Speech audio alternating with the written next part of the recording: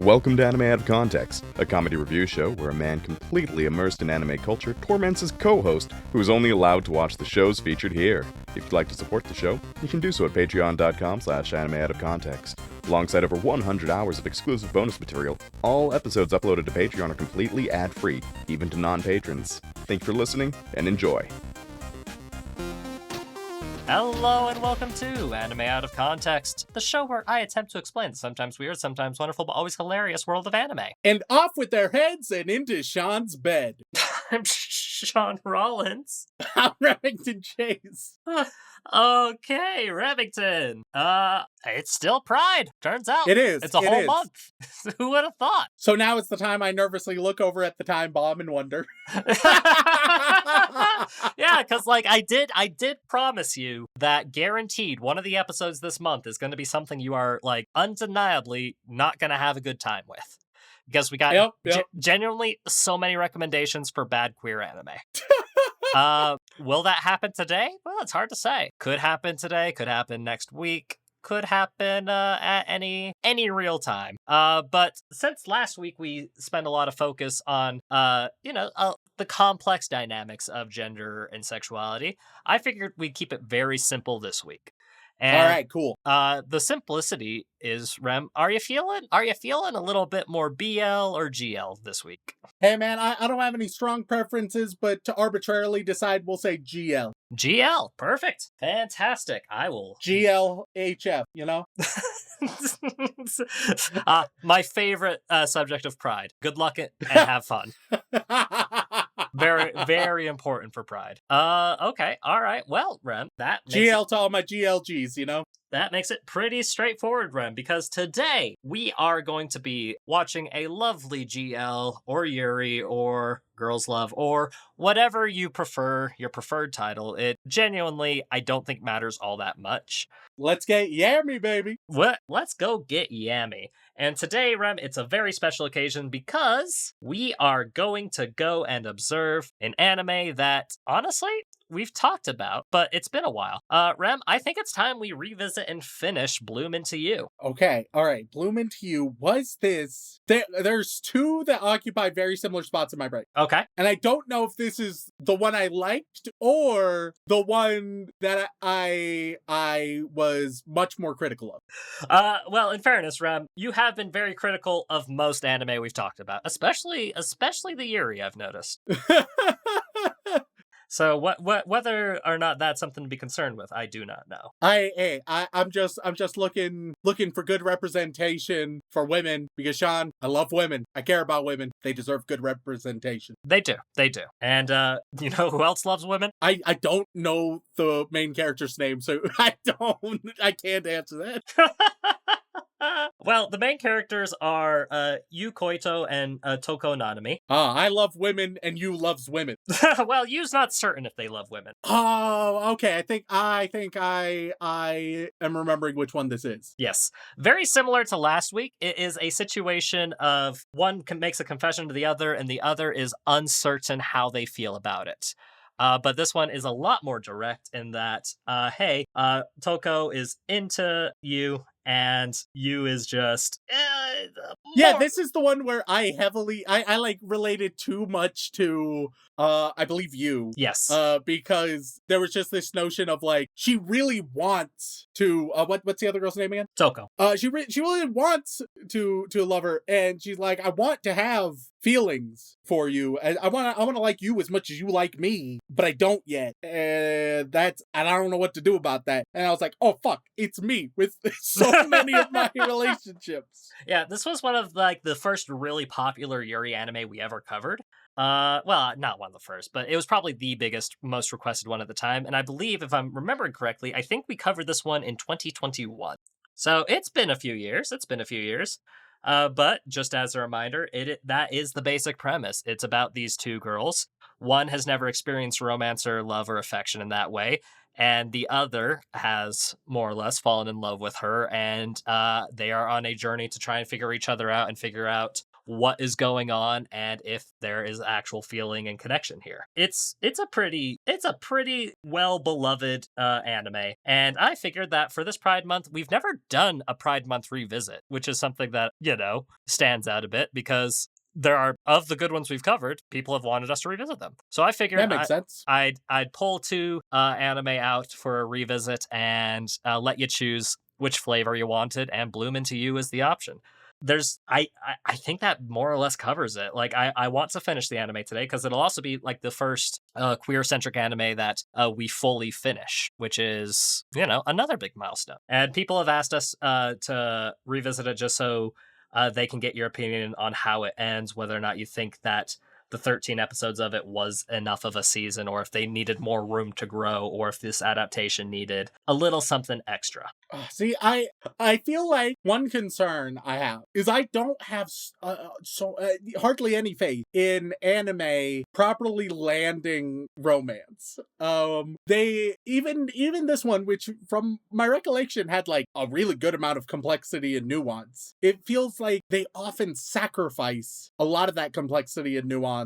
And granted, hey, my sample size isn't huge because we don't finish a lot, but just like from glimpses I've seen, there's a mild concern about that, but from what I can remember, it's on a good trajectory. And I think it'll be up to you to decide whether or not it's like this full season it gets the job done, Because we don't finish things a lot, but I figured that since we originally watched 5 episodes of it back in 2021, watching an additional 7 isn't too much of an ask. Yeah, here, there's 2 ways that romance anime often ends that's frustrating. One is, oh fuck, we're out of time, they're together now, I guess. Right? And you're like, oh, okay, that feels like it shouldn't have happened then. It feels like it a little bit thrown together, or like there was still more to cover.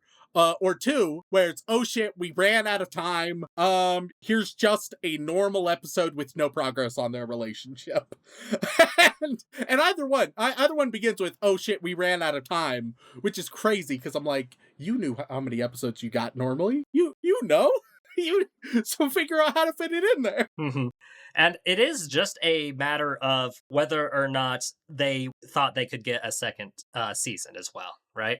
Because depending on how well the first season goes, often dictates whether or not it gets a second season. And another thing that you got to remember is a lot of the time, some people make anime as advertisements for manga rather than for with the goal of making good adaptation. More and more, as we get more and more decent adaptations, that is the goal. But especially very early on, like between like the 2020s and like 2010s, there are a lot of adaptations that are kind of like glorified advertisements for the manga. Yeah, and my hot take, I like it when my stories are good stories rather than when my stories are advertisements for the next story that it promises will be a good story. Yeah, I don't think that's that hot of a take.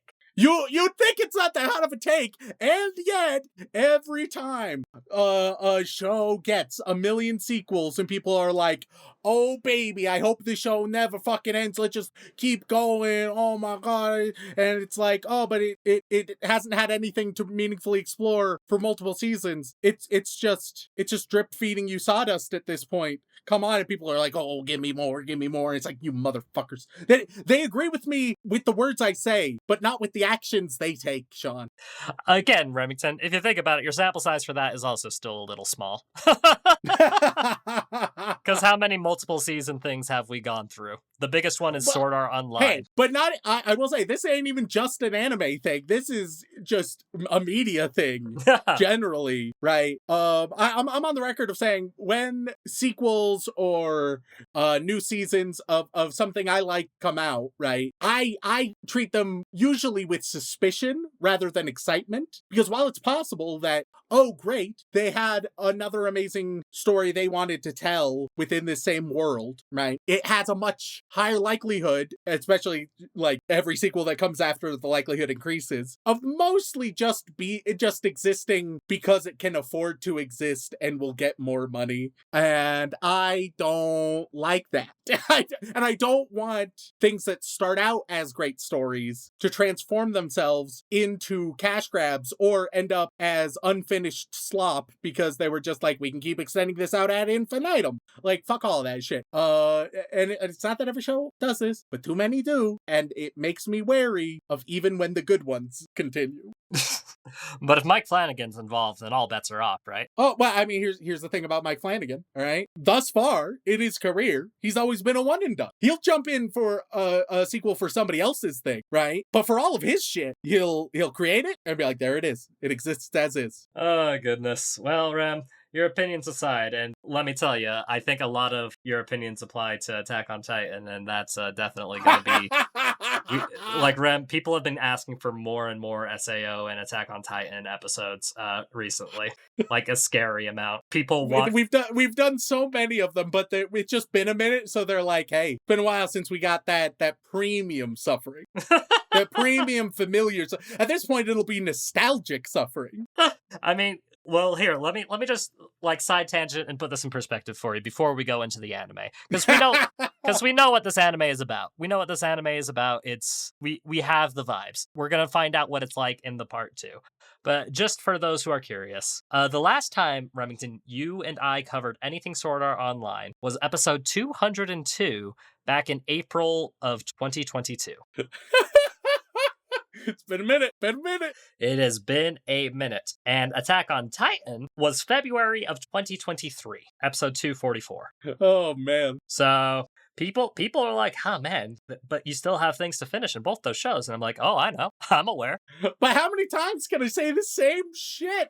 Granted, I suppose one thing Sword Art Online does, just about every time, and it's genuinely impressive in this regard, I feel like every time I watch Sword Art Online, I have so many novel critiques of it. Yes. Like, it is a special kind of bad where it isn't just familiar bad. It doesn't just rest on its laurels of abomination. Rather, it makes so many strange and terrible decisions every time that are brand new.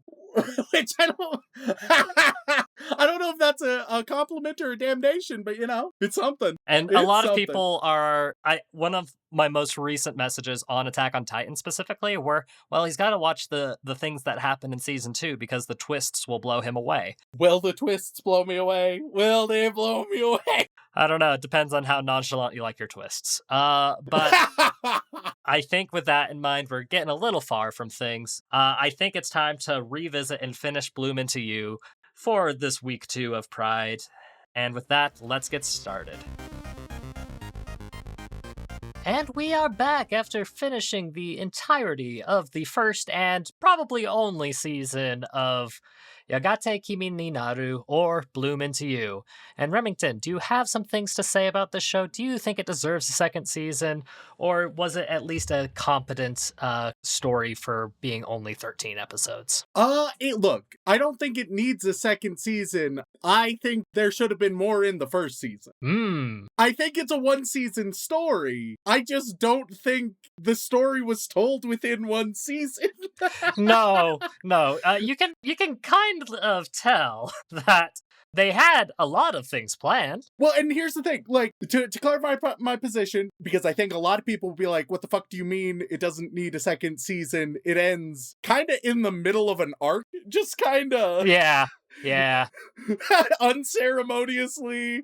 Things are just kind of moving, and sometimes you can get away with that. I don't think it does here. It's not that I think there should be a second season. It's that I think that within 13 episodes, they really should have been able to tell the rest of the story, or at least finish this arc. I don't think that stretching it out to a second season is necessarily warranted. I do think finishing the story, at very least the arc that they were trying to tell within this season, would have been wise. Yeah. But and there are things that can be cut. Like, you can tighten up some stuff. You can make that work relatively easily, I think. But unfortunately, Rem, they didn't do that. They unfortunately they were. I feel like they were under the impression that it was gonna immediately get a second season, and that I'm they gonna would. level with you. If it just had like one more episode, I think it could have wrapped it up. Oh yeah. But It doesn't need a lot more. It no, just it needs doesn't. a tiny It really bit more. doesn't. Just a tiny bit more, and it'd be like, yeah, there you go.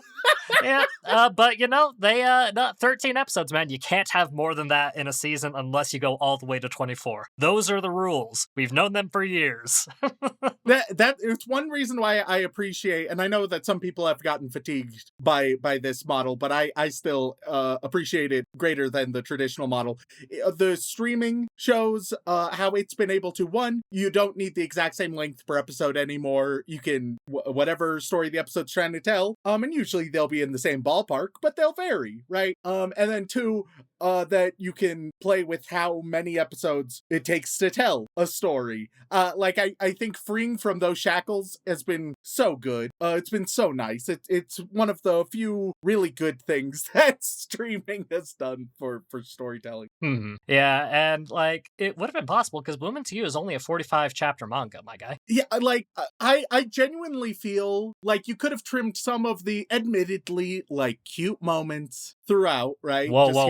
You want less cute Yuri? Well, no, here's the thing. There's overall going to be the same amount of cute Yuri because you're just going to get enough for one more episode, right? You trim the fat a little bit, and then you take everything you trimmed, you recombine it into an actual final episode where it concludes the story.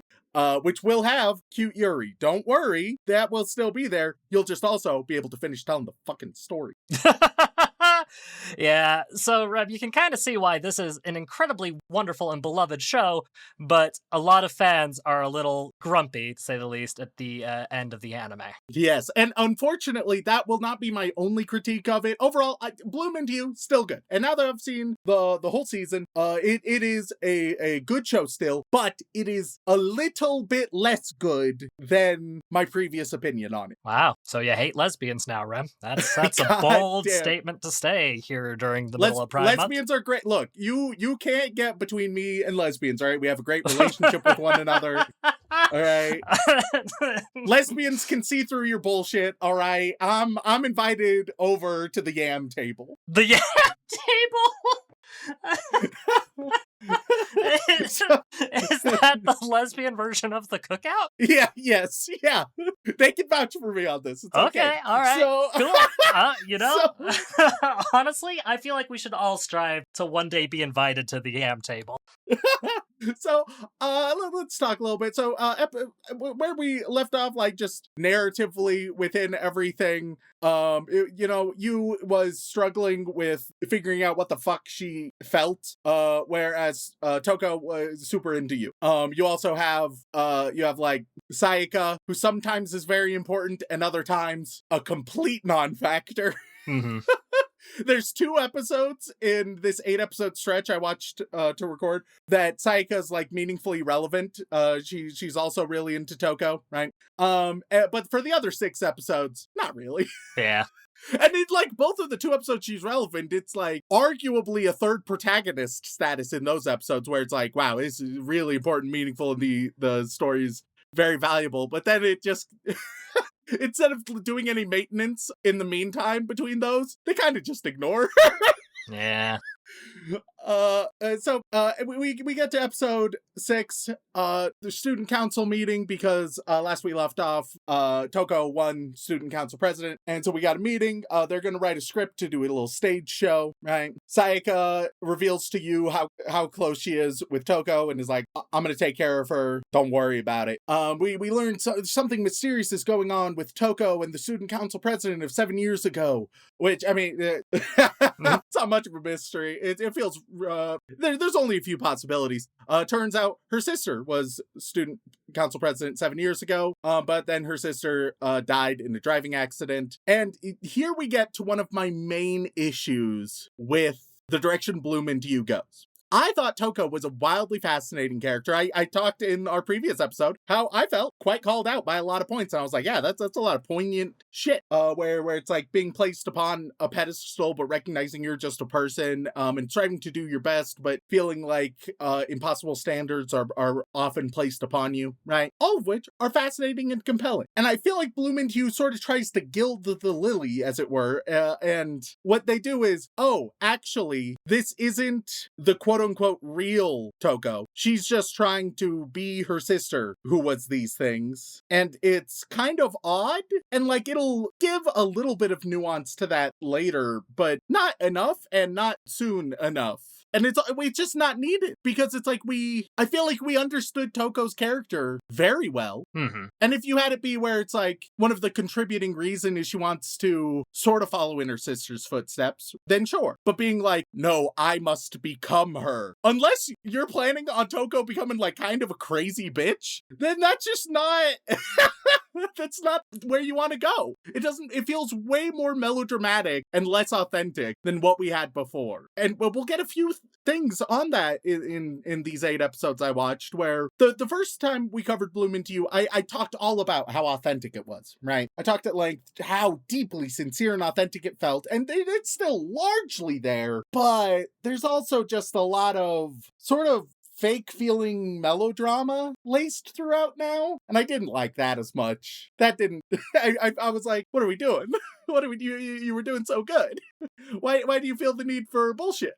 Especially when it's like so oversimplified. So yeah, I think that was a wrong direction to go. We get this weird, like, you figures out about the sister and everything. And I think, like, oversteps hugely, because she's like, you are nothing like your sister. You need to be the real you. That's the important you. But what the fuck are you talking about? A real Toko. Like, it's all a part of her, once again, which they touch on later without ever really addressing this conversation. Like, this conversation, you is still sort of put in the right. And I don't like it, Shaun. I don't like it. I mean, that's a completely fair opinion to have, honestly. And it's like, here, Yui's being a messy bitch, wildly overstepping, talking about Toko's dead sister and shit, right? Wildly overstepping, which could be interesting, but it doesn't lead to anything meaningful. Like, they continue their conversation, and it just amounts to Toko being like, I struggle with my self-worth, but I love you, which is what every conversation ends up amounting to. It doesn't change much. And meanwhile, the show doesn't want you to see this scene as like, whoa, you is really overstepping and is being a messy bitch right now, right? Because messy bitches are great. We're all messy bitches sometimes, and they make for interesting stories. But you gotta know that they're being a messy bitch. You gotta know that. And in this moment, it was like the first moment that I was watching Bloom into You, and it was like they don't understand what they're depicting right now. They don't know what they're doing. Previously, they've done well with that. This time, they've misstepped and they aren't aware of it. And that also gets to sort of a broader issue. While there's some oversimplified melodrama, it never actually leads to anything. There's no authentic feeling drama or even loss or even stakes. It's a show where it all amounts to a bunch of characters being like, man, I wish or I hope that things go like this. And then whether they go like that or they don't, the character just sort of gives a heavy sigh and continues business as usual. But like nothing changes. I'm struggling to think of anything that's meaningfully changed through the entire show, other than, I suppose, you is slightly more open to the idea of romance. Other than that, I honestly don't know for any character if anything that's happened to them meaningfully. Yeah. Can you think of an example of like a character change or a major life event that's really shaken things up, or for any character at all? Not in these 13 episodes, no. Yeah, and that's a bit of an issue, because it's like in our first episode on it was okay because that was establishing, but now it's like, well now you gotta like tell the story, and I mean ideally finish a story, but didn't do that, so we just get stuck with, well, yeah, you was slightly more open to it, I guess. And then it's like, okay, and what about Toko? And it's like, oh yeah, she loves you and struggles with her self-worth. And it's like, oh, all right. And is like in a different or unique way. And it's like, well, see, her sister plays a large role in that. And it's like, okay, we saw that in episode 6, and by episode 13, has that changed? Not really. Oh, okay. What about Sayaka? Well, Sayaka has unrequited love. Okay, is that ever gonna evolve or the relationship change, or is anything gonna happen on that front? Nope. We're just gonna occasionally look at Sayaka, and Sayaka will be like, I do like Toko. What are you gonna do? And that'll be it. And so what are we doing? What are we doing? This isn't a story. These are like vaguely compelling characters not doing anything. Yeah. I mean, hey, I'll tell you something. They do things in the events after the anime, because unfortunately, Rem, I think the Bloom Into You anime, while really well done at what it's displaying, unfortunately ends up just being an advertisement for the manga in the end. Genuinely, all you need is one episode, which honestly, you could have even sort of rushed it and made this episode 13, where they perform, because we'll get into it, but they put on a show, they have the friend write a script, and then on the script, it's a bit messy, we'll get into that, but they end up rewriting it with Yu's encouragement, and it's to help Toko really, like, stop hating herself and see herself. All you need to do is, in the final episode, have bits of the new script, some reactions and responses to that, right? And then have them all go out and bow, have Toko sincerely smiling, and then have you hold her hand to do the bows and initiate that. And then Sayaka looks listlessly, because apparently that's all she can really do, I guess. Sayaka's a fine character, it's just that she doesn't do anything. I like what the characters are. I just want them to tell a story. God damn it. But genuinely, like, that's all you needed for a final episode. And and then it would be okay, because it's like, well, yeah, sure, there could be more story after that, theoretically. But we've told everything we need to here. Yes. And it would feel way more wrapped up. Yeah.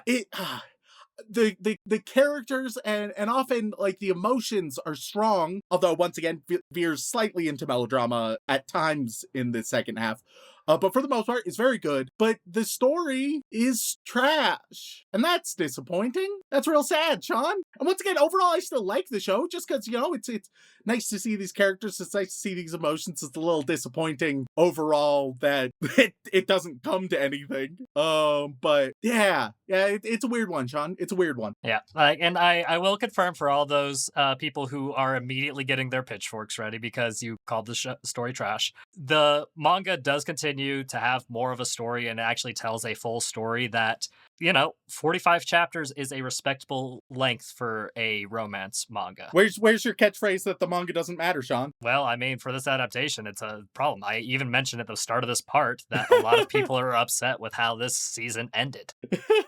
Like, that wasn't hyperbole. People love this series and love this season, but by and large, a lot of people come back saying, hey, where's the rest of it? And immediately go and read the manga to finish it there to get the satisfaction they need. Yep, and what I'm reviewing right here is the series. Yes. I ain't saying shit about the manga, so if you're offended on behalf of the manga, they're not in this conversation. They're not a part of this. Yeah.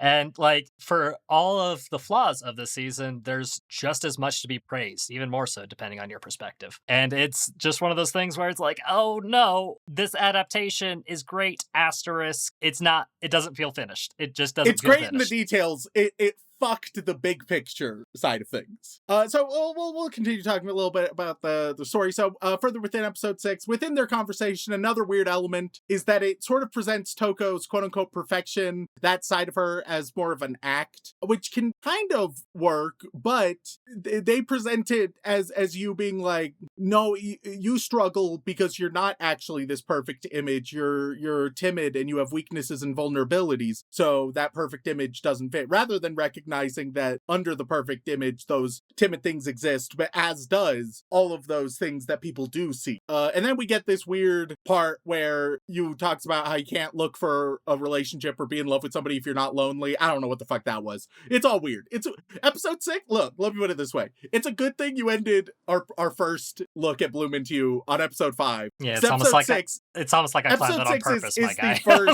Episode 6 is the first, like, kind of bad episode. It might be the only it might be the worst episode because it doesn't just not do much, but rather it takes some decisions that I think are actively bad for the characters and their relationships. Episode 7 is a very Sayaka focused episode.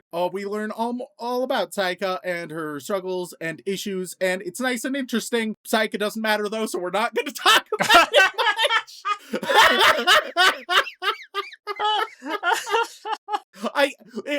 It's like, oh man, this episode feels like it's like about to have Sayaka be a major player. No. Not really.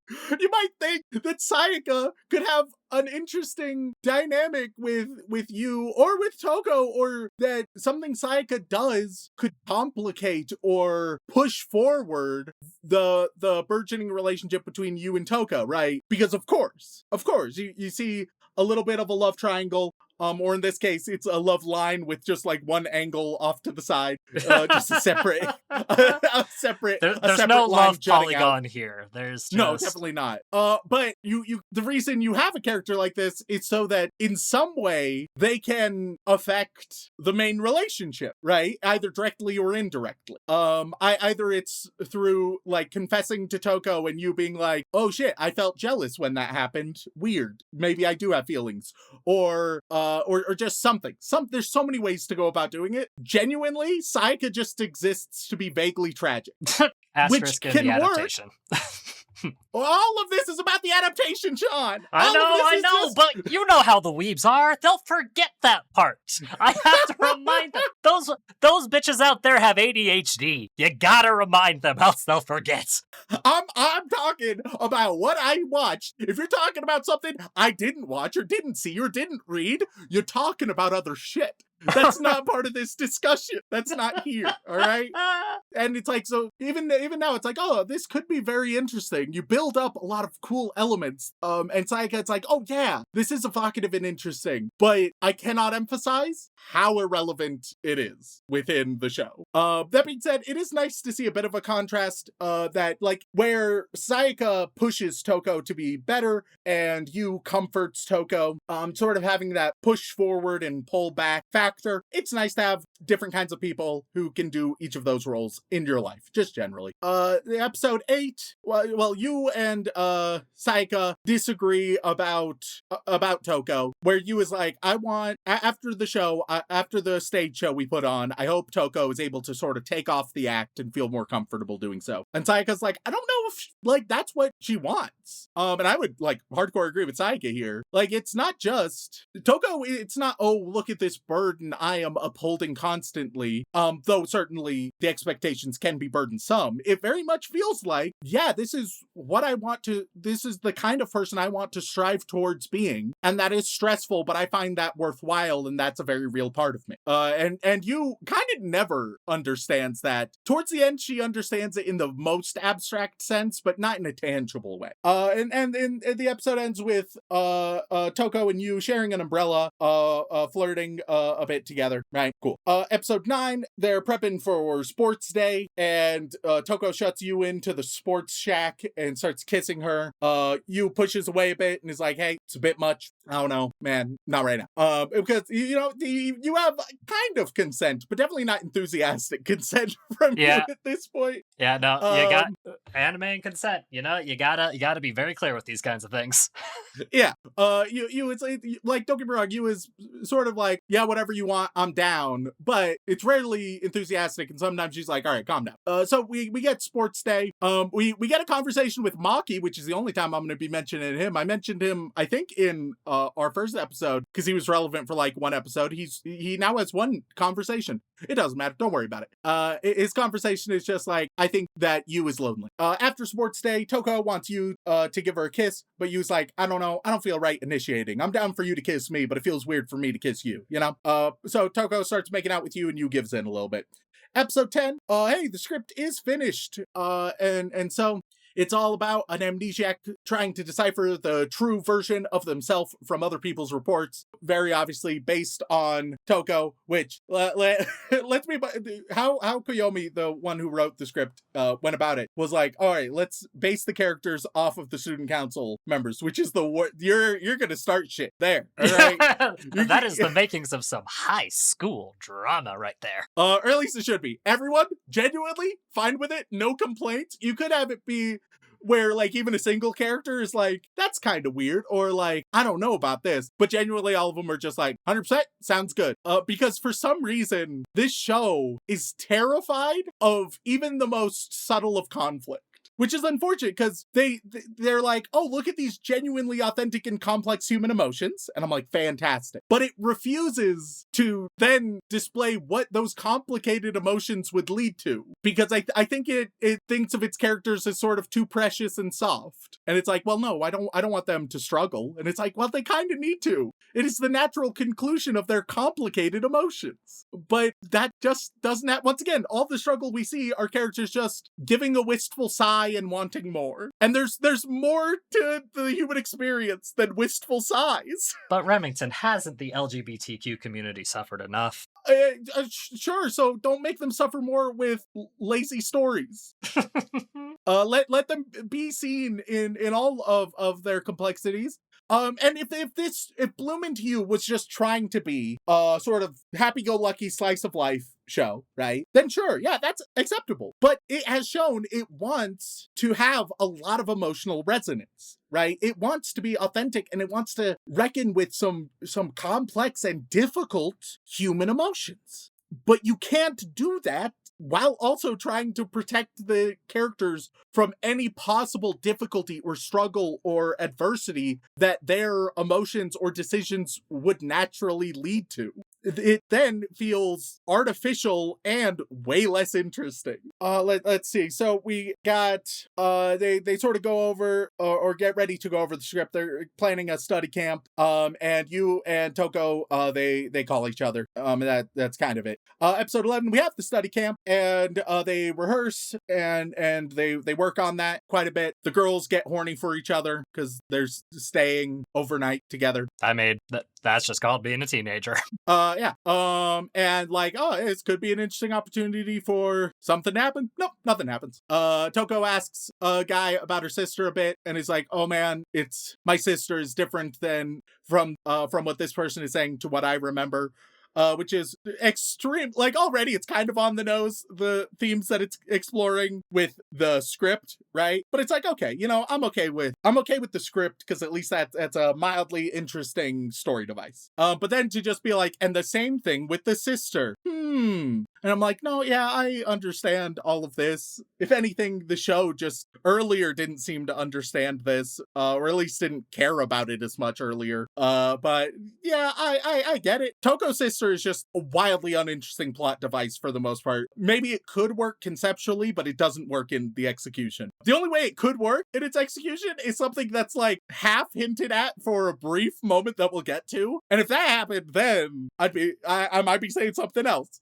But also this would be a wildly different show, and I don't think it'd be well received. So they do. Well, God, I can't wait to hear what this is, right? They do the study camp and whatnot, right? That goes into episode 12. They're rehearsing, and Yu ends up inviting Toko to her home when they get back. They have popsicles and lewd thoughts. Toko's like, "Don't fall in love with me because I hate me, and I can't love someone who loves something I hate." Which could work. But it's just, look, I'm down with Toko to have like a meaningful darkness within her. Okay? Awesome. Sounds great. Do something with that darkness then, coward. Otherwise, what's the fucking point? Otherwise, kind of who gives a shit? Kind of who cares? So Yu wants to get Toko to stop hating herself, so is like, hey, let's change the ending of the play. And they even talk about what like the new ending is going to be in episode like 13 and stuff. So we know what the ending is going to be. We just don't get to see it because oh god. Episode 13, Toko visits her sister's grave. Yu and Koyomi finish sort of like, or at least get started really rewriting writing the script. And then Toko and you, they go to an aquarium, have fun at the aquarium, chat up a bit. Yu is a little bit more into Toko and holds her hand at the end. And that's kind of it. It's a vaguely cute episode, does not fit at all as the ending of the show. You could have ignored the aquarium. You could have just done a little time skip to performing the show, honestly, and had most of the moments you have in this one. One thing you do get in this, there's been a lesbian relationship between a cafe owner and one of the teachers, right? And that's been nice to see just in the background of these episodes. And in this episode, the cafe owner is a little bit jealous of one thing or another and is like, hey, I just want to confirm, do you like guys or girls? And she's like, I'm mostly guys. And she's like, what the fuck? But we're together. He's like, well, yeah, I'm mostly into guys, but I'm obviously super into you. So you're kind of the exception. Also, like, I don't think it really matters because I am super into you. So we're happy together. And then the cafe owner's like, oh, okay, dope. And then they're just happy together. Goodbye representation. Yeah.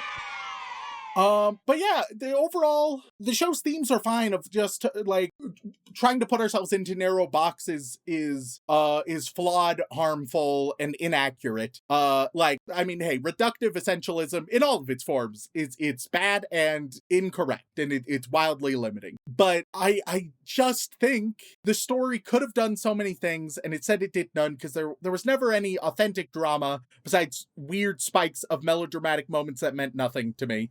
No actual stakes or sense of loss. The characters don't actually do much because every character is kind of okay with everything that's going on. And they might want more, right? They might desire more, but everybody is all right with the status quo. And they're okay to any changes to the status quo, even if they feel stressed at the concept. Anything that actually happens, they're just okay. And that doesn't work for the type of story that they're telling. Once again, if this was just wildly casual, happy-go-lucky, slice of life, then I wouldn't care that there was no drama or stakes. Why would I? That wouldn't be the story. But it is the story that they feel like they're trying to tell. With the characters they're representing, it feels like it should have these things. So yeah, I think, whoever, have the author be in charge of creating the characters. You need somebody else in charge of story. You need somebody else. You need somebody to show up and be like, all right, now we have to hurt the characters. And the original author would be like, no, but they're so precious and soft and squishy. And it's like, yes, but you see how this is the way that these characters are feeling. And like, these are the kinds of actions that you would take if you felt that way, and how that might hurt somebody else intentionally or otherwise. Like it seems very basic, but we just don't get any of that. Oh, well, I'm sure we can definitely send this to Neo Nakatani and see what she has to say to us. I'm sure she'll say just the nicest things about that. Yeah. Oh goodness. Overall, it's still enjoyable, but it's teetering close to the line for me because it does fuck up a lot. It fucks up a lot, unfortunately. And even things that like it does fine, it's like a lot of it is kind of the Lost thing where it's like, oh, that's interesting, but then when you learn there's no payoff to it, you're like, oh, in hindsight, that wasn't as meaningful or interesting as I thought it was in the moment. So even a lot of the really great things just become like, okay, yeah, that was fine. That was okay. Well, Rem, at least you can say that you didn't have an actively bad time, right? Yeah. Yeah, it's just a good series that unfortunately has some distinct problems that a man of your stature will not overlook. Honestly, you probably could have had this be like a movie. Oh yeah, no, it would have worked good as a movie. Just actually have an something ending. like that would have worked. Yeah. It's because it's not that the ending was so far away, right? The ending, you could have had just a bit of a time skip and had the ending be episode 13. Yeah, and there's not really even much of an excuse of the manga not being finished by that point, because while it was still ongoing while the anime was airing, its original run was from 2015 to the end of 2019, and this came out in 2018. So at most, there were like maybe a 20 chapter difference. And it's like, you don't need to finish like the whole story, but obviously finish the arc. Yeah. Obviously. Literally just be like, here's the play and do all the same things you did in episode 13, but instead of at aquarium, it's on stage. Mm-hmm. Yes, and that would be great, but unfortunately, because of stiff TV restrictions and such, that didn't seem like it was going to happen. And unfortunately, doesn't look like it's going to happen because just for some a little behind the scenes stuff, the studio that did this animation, which again did a very good job, is a studio called Troika. Remington, do you remember the last time we talked about Troika? Nope. That's because we've never talked about Troika. They have a whopping 12 titles to their names, half of which are not real shows. And Bloom Into You is their best scoring thing next to a series called Idolish 7, which is about a bunch of male idols. So this studio does not get a lot of work. And the license holders for Bloom Into You tend to be a combination of Sony and Kadokawa. So, oh, and Sentai Filmworks is the other one. There's a lot of hands and a lot of buckets that aren't necessarily willing to push more things forward. So I don't think it's ever going to get a season 2. Well, and once again, I don't even think it really needs a season 2. It does if it wants to finish the fucking story it started. It needed to finish the story in season 1. Not with 13 episodes, it didn't. Especially with 13 episodes, it easily could have. It so easily could have.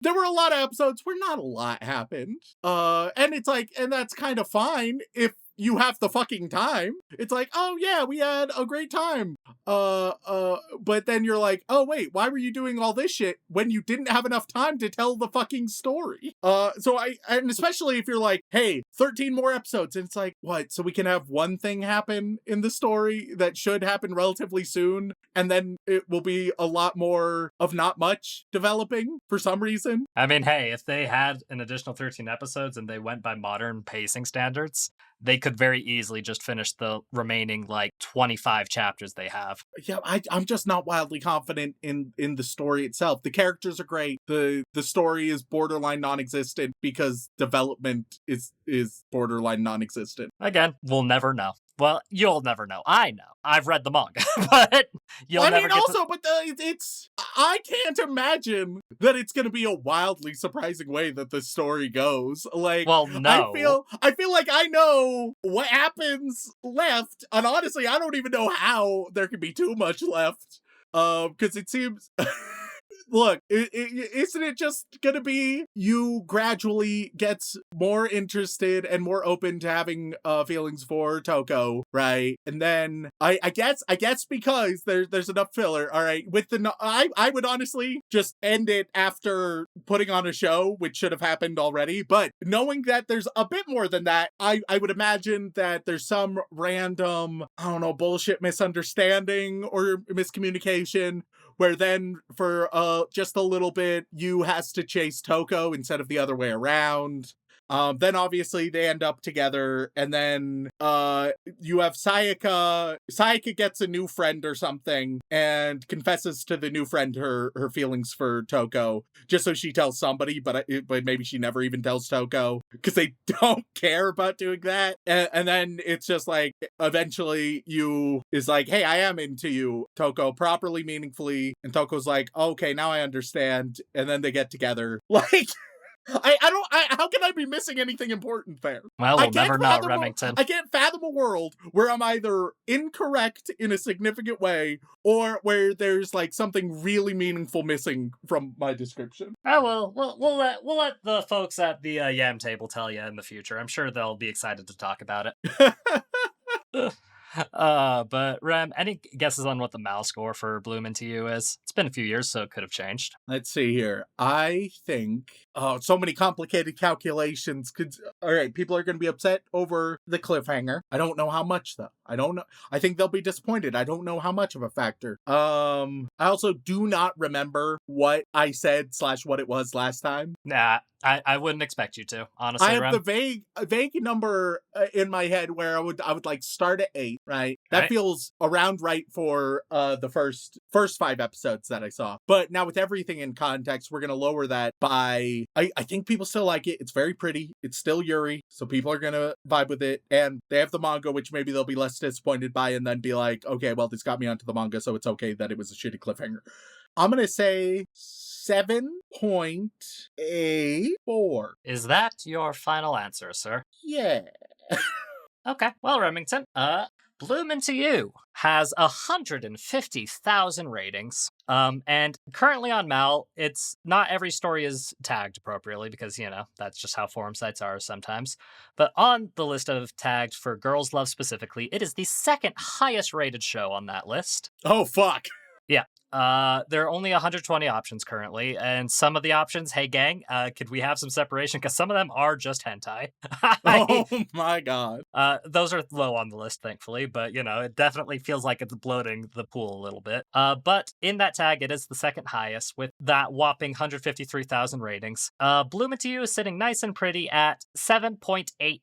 Oh! Yeah, so you got really damn close. But it also goes to show that, my god, we need more consistently good Yuri, because genuinely, the amount of times people have asked us to revisit Bloom Into You because it's their favorite and they want to see how you feel about the ending of the story and if you had the same issues with it they did. And the one show that's above it, I don't know how you're going to react to it when we eventually cover it. That's all I'm gonna say. Oh man. Yeah, with Bloom Into You, I think it had an insane amount of potential to genuinely be something truly special. I do think that most of that potential was wasted, and so you ended up with a product that was just pretty good, and that but often disappointing, and that's unfortunate. So, if you're at all interested, watch the anime, and if the ending does bad things for you, then read the manga and see if your opinion changes. That's all we can offer for you with Bloom Into You, but all in all, still an okay show. Just, Remington is disappointed because it should have been so much better. Well, I'm sorry, Rem. I didn't write it. I'm not a lesbian. At least as far as I'm aware.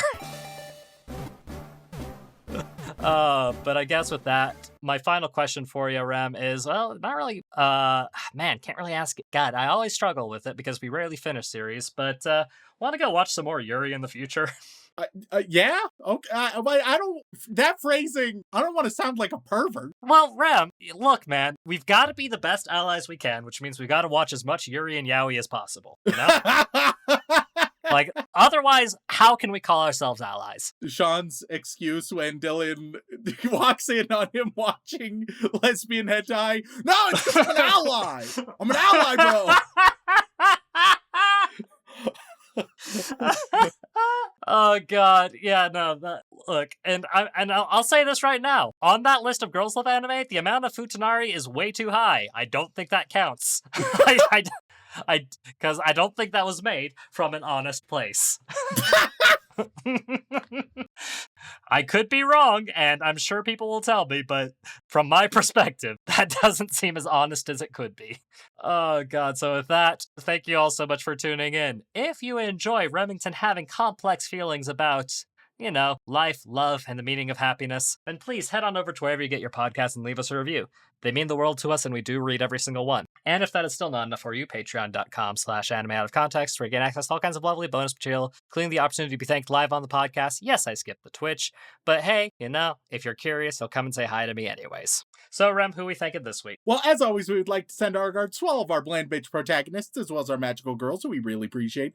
But moving on, we get to our yandere waifus, and who are playing with our emotions, but never being honest about it. Oh yeah, I didn't even mention the thing that would radically change it. It's let it be an epilogue. At one point, it kind of implies that Toko was thinking about jumping in front of a train, and honestly, at least it would have been a story. Jesus Christ. The show was the one who slightly implied it, all right? It's like, all right, shit, if you're doing anything with the darkness, like, that would do something for the characters. You being like, should I have just pretended I liked her? Sayaka being like, should I have told her I liked her? Other characters maybe being relevant, who knows? All right, on that list, Remington is a big fan of the kill your gays trope. Good to know. The show implied it, and all I'm saying is it would have been a story option. On that list we have Take Me Down to Academy City, where the future is now and the Miskas are pretty, sings Miska, not quite on key. Anytime I think of any anime academy, there's only one I think of, Shaun. Yeah. We've seen a lot, obviously. Uh-huh. I only think of Dual Academy. It's the only one I think of. I mean, it's not wrong. Like, Dual Academy does feel like a preppy private Japanese high school. Yandere Neko, Wolfire 56. So why does everything want banana, Shaun? Where's our DBZ review, you ginger fuck? What would I give to have Dylan butter my cob? Wes Kane fighting, Jesus Christ. fighting against all political gooning. Week 16 of using my Patreon name to request code geese. Watching Requiem for a Spoon Rat at 0.5 speed. Variant, totally good. Titan CNH, the Susanator. The sperm cell reaching for Shaun's unbreakable egg. The Opie Wrangler, formerly known as Mommy Milkers. The Danish Viking will conquer the world with Renor Zoro as my navigator. The Capybara definitely did not eat an entire tub of ice cream, and if she did, it's Shaun's fault. That time I reincarnated as a podcast host and forced to weeb. That has no place in Fairy Tale's 100 Girlfriends. Turban, Swaraj Verdi, Super Zoo, Stacy's mom. Shaun wants to give Spoon Man a thank and yank. Shaun's first egg fest, hashtag transgender Shaun. Shaun's heir apparent. Shaun, the Red Pill Rollins egg is taken to sounding while soaking inside Judy Hopps in order to have a fully stimulated erection. There's a lot there. There's a lot there. That's a lot of detail. And I don't... I'm starting to wonder if there's some projecting going on. Oh, Shaun soaked the Pope to death while Rem watched. Shaun shoot your shot with girls 60% of the time. It works every time. Shaun ruined my Happy Sugar life when his planned June 18th announcement was arguably a little too red pill to support. Hashtag Shaun, and then who knows where the hashtag goes from there. Shaun quit soaking with my grandma, please. Seraphim the Shark plushie, Ryan Moody, Ross Palmer, Rhiannon Williams, Remington is right. Rem, mind me, when do we record again? Rem uses the drums of liberation to free all weeps from bad anime. Rem doesn't completely hate my favorite shows. Red Venom, Red Pill Rollins, and Tate making sweet, sweet love. Oh, no. Project Sakai Addict encourages alien states now for I Pride want Month to jump in Week front of a 6. train. It's not Scientologist. It's okay, Shaun. It's all fine. It's all fine. Professor Fox, prototypes out of context, has run out of things supposed. We'll come back soon. Princess Cialis likes brushing teddy demons. Panda, Paco El Musico, never letting Rem forget about his vampire past. Meridic, Makeka 7 Hierto, Maya Hem, Haikyuu enthusiast. Macaroni Uchiza, Lucky Stars the King of Moe. Link Joe Girl, Litter 98, King Ridrock, Katie, Cassidy, Jax, Jam Hands, Jake Dent. If you think about it, Rem's the bottom of this duo. I'm making Rem say ethnic slurs until you bring back the Chef and Musco tier, Shaun, you fucking white dog cunt. Again, not a slur. That's just being mean. I'll never get more Ace of the Diamond, now I cry. I took a wrong turn, do you know the way? I, Remington, can confirm that Shaun voted Trump. Hashtag Red Phil Rollins. I did Hashtag not. Make anime great again. I think Red Pill Rollins, it's the only inside joke I've hoisted upon you that has it's felt the closest to actual bullying. You'd think? Accusing me of having beliefs that I am violently against? Yeah, no shit. I like my podcast host extra creamy. I implore you to use the week cast of Pride shows as an opportunity to show Rem Monogatari, as it canonically has lesbian repression. I can't believe I've made him count for this. Gordon Ramsay's raw sausage. God. Glenn Michael Dolan. George Edward Bottom, aka Bear Trap. Once again, I beseech you to look at Discord again, my old dog, who has passed but is still loved. But what's there? You need to give me a name, otherwise I don't know what to search. Wolfie, you're so on top of it. Oh, yeah, because it's a cute dog. That's Wolfie with an IE. It's a very cute dog. It's a very cute dog. I like these dogs. Fern the Fern. Farmer Wee Boys Red Pill Rollins will start peddling ivermectin after believing in Lilo and Stitch online rumors. See, that's why he went Red Pill. He gets sucked into anything said online. It's just how it goes. Phantom, Ezra, Erica McCorkle, Danielle Riot, Daddy Rum told me a bedtime story about Shaun's nut. Calderius, Cheese Monkey, Brockhard for Geodudes. The Shaun slur does not realize how bad he could be. Boring Siren, Blarf, Bentocato, Amazing Muffin, Aisha Gudgy, a Moe piece of trash, your friendly neighborhood commie. Oh wait, now we move on to the boy wizard tier. What are they going to get this week, Shaun? I don't know, Rem. I was struggling for like the past 30 minutes trying to come up with something. Because, it's a little hard. I'm going to give them a random play. Because there are plays in this show. Perfect. Nailed it. Your friendly neighborhood commie. Probably going to be a lot of Shakespeare because that's what I know. God damn it, Shaun. It's fine. It's fine. There was a lot of queerness in Shakespeare as well. It's just not blatantly said. Starting with A Midsummer's Night's Dream. Umbrasite. Romeo and Juliet. Truck-Tune Operator number 42. Macbeth. This Eggfest Diderot thinks they might be a she-her, not a he-him. Hamlet. Eggfest.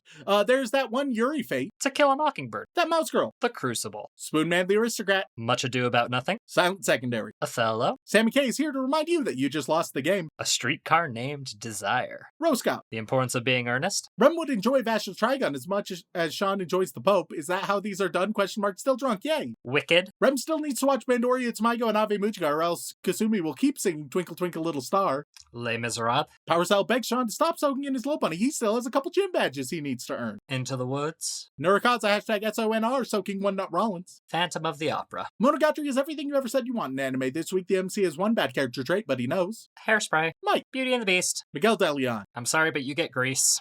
Lieutenant Beagle wants One Piece live action on episode 400. Chicago. I'd like to start a petition to replace the word brat with kudere. Little Shop of Horrors. Hidden Sorry, Otaku. can't help it. Hidden Otaku. Rent. D. West Side Story. Carver 271. Hamilton. Beethoven 1201. Legally Blonde. I didn't know that there was a play adaptation of that. All Father wishes the community a happy Pride Month. This week's anime will be the first for Pride, so it better be good, Shaun.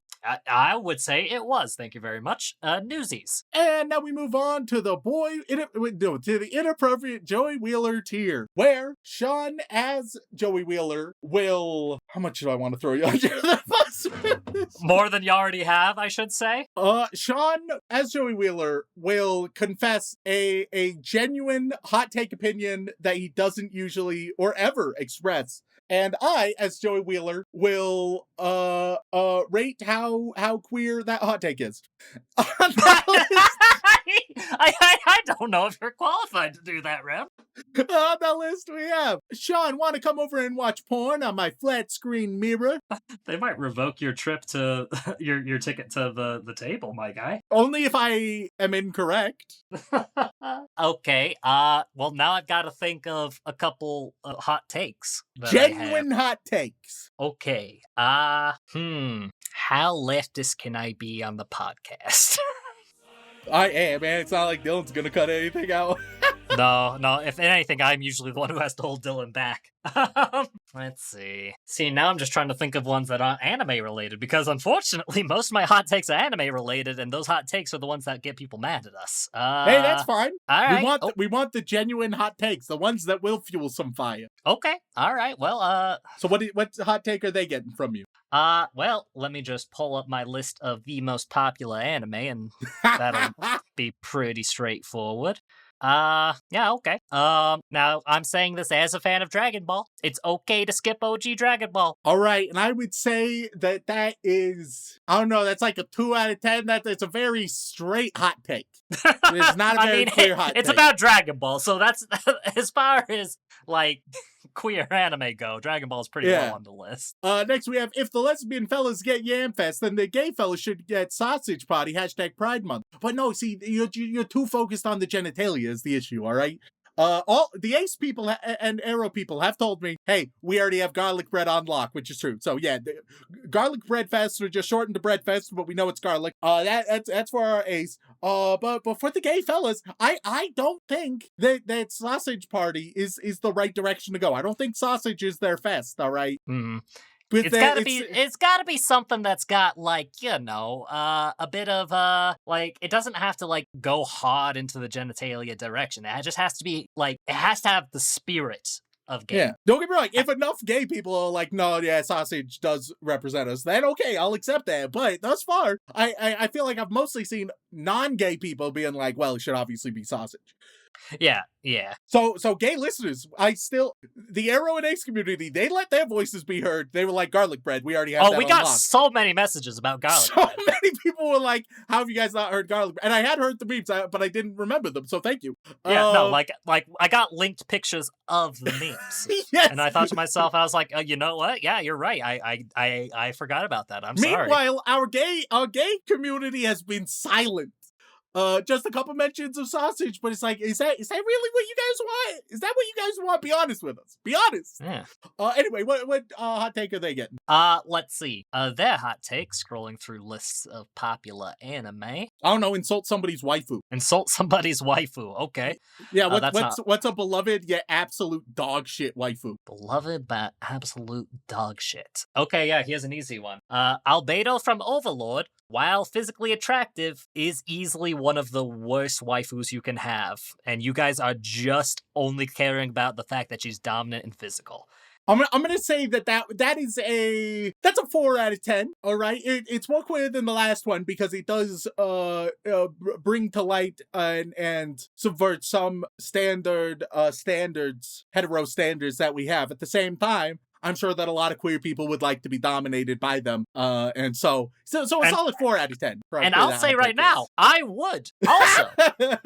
She's not as but that doesn't make her top tier. Yeah. All right. And last but not least, we have Follow Anime Out of Context on Blue Sky. Let's play Guess Shaun's business email, Shaun@gmail.com.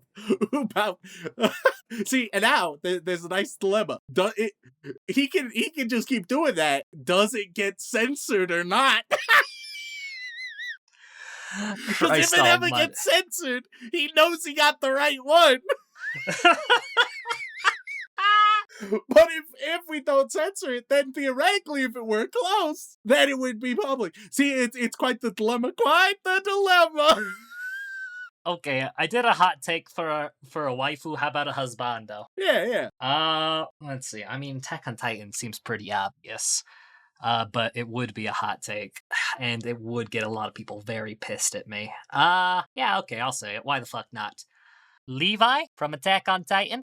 First of all, not a great character. Second of all, y'all can do better. He is a low to mid-tier husband at best, and you're only saying that you like him because he likes to clean. I'll give that another 4 out of 10. Yeah. I think like they'd agree, but it's not a particularly. I feel like everybody should agree, basically. Yeah, and I don't think like that's a particular hot take to our audience and our fan base. And it's definitely not hot to you or me. But let me just tell you right now, the amount of people I've seen thirsting hardcore over Levi is absurd.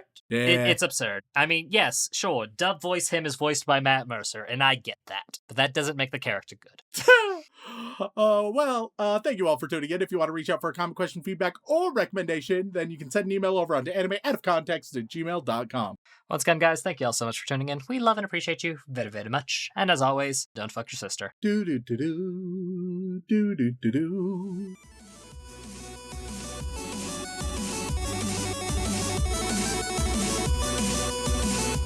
Because messy bitches are great. We're all messy bitches sometimes, and they make for interesting stories.